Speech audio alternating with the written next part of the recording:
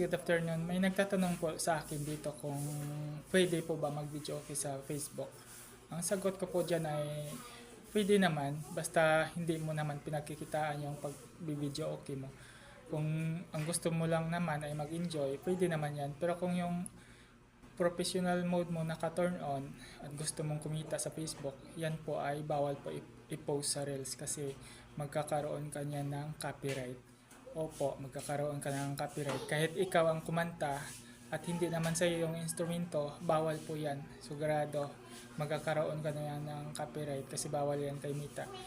Pwede naman yan, magkumanta ka tapos gumamit ka ng gitara at ikaw yung mag-compose ng kanta.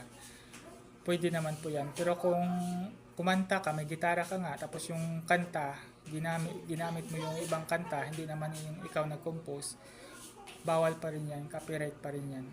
Opo. Dapat kung ganyan, yung gusto mong kumanta, may gitara ka, mag-compose ka ng sarili mong kanta at kantahin mo para hindi ka magkakaroon ng copyright kasi ganyan yung ginagawa ng iba. Okay? Sige, salamat.